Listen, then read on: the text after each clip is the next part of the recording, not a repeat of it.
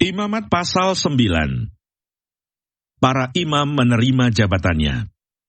Pada hari yang ke-8, Musa memanggil Harun serta anak-anaknya dan para tua-tua Israel, lalu berkatalah ia kepada Harun, "Ambillah bagimu sendiri seekor lembu muda untuk korban penghapus dosa, dan seekor domba jantan untuk korban bakaran, kedua-duanya yang tidak bercela, kemudian persembahkanlah itu di hadapan Tuhan. Dan kepada orang Israel haruslah engkau berkata begini, ambillah seekor kambing jantan untuk korban penghapus dosa, dan seekor anak lembu, dan seekor domba, masing-masing berumur setahun dan yang tidak bercela untuk korban bakaran. Dan lagi seekor lembu dan seekor domba jantan untuk korban keselamatan, supaya dikorbankan di hadapan Tuhan, dan korban sajian yang diolah dengan minyak. Karena pada hari ini, Tuhan akan menampakkan diri kepadamu." Kemudian dibawa merekalah apa yang diperintahkan Musa ke kemah pertemuan. Lalu mendekatlah segenap umat itu dan berdiri di hadapan Tuhan. Kata Musa, "Inilah firman yang diperintahkan Tuhan kamu perbuat, agar kemuliaan Tuhan tampak kepadamu." Kata Musa kepada Harun, "Datanglah mendekat kepada mezbah, olahlah korban penghapus dosa dan korban bakaranmu, dan adakanlah pendamaian bagimu sendiri dan bagi bangsa itu.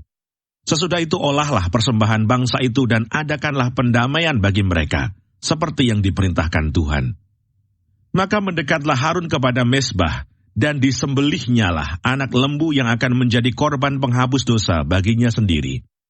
Anak-anak Harun menyampaikan darah lembu itu kepadanya, dan Harun mencelupkan jarinya ke dalam darah itu, dan membubuhnya pada tanduk-tanduk mezbah. Darah selebihnya dituangkannya pada bagian bawah mezbah. Lemak, buah pinggang, dan umbai hati dari korban penghapus dosa itu dibakarnya di atas mezbah, seperti yang diperintahkan Tuhan kepada Musa. Tetapi daging dan kulitnya dibakarnya habis di luar perkemahan.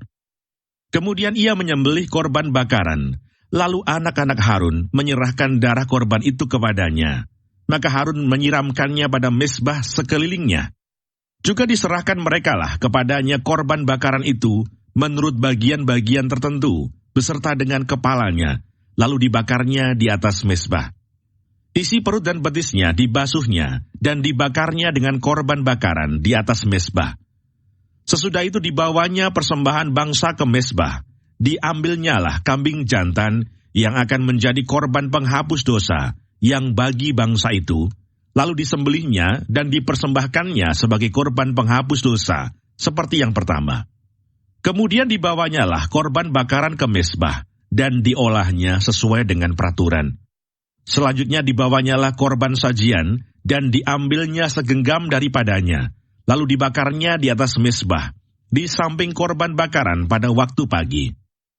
Ia menyembelih juga lembu dan domba jantan yang akan menjadi korban keselamatan bagi bangsa itu. Lalu anak-anak Harun menyerahkan darah korban itu kepadanya. Maka Harun menyiramkannya pada mezbah sekelilingnya. Tetapi segala lemak dari lembu dan dari domba jantan itu, yakni ekor yang berlemak, lemak yang menutupi isi perut, buah pinggang dan umbai hati, segala lemak itu diletakkan mereka di atas dada kedua korban itu. Lalu Harun membakar segala lemak itu di atas mezbah. Dada dan paha kanan itu dipersembahkan Harun sebagai persembahan unjukan di hadapan Tuhan, seperti yang diperintahkan Musa. Harun mengangkat kedua tangannya atas bangsa itu, lalu memberkati mereka. Kemudian turunlah ia setelah mempersembahkan korban penghapus dosa, korban bakaran, dan korban keselamatan. Masuklah Musa dan Harun ke dalam kemah pertemuan. Setelah keluar, mereka memberkati bangsa itu. Lalu tampaklah kemuliaan Tuhan kepada segenap bangsa itu. Dan keluarlah api dari hadapan Tuhan, lalu menghanguskan korban bakaran dan segala lemak di atas mezbah. Tatkala seluruh bangsa itu melihatnya, bersorak-sorailah mereka, lalu sujud menyembah.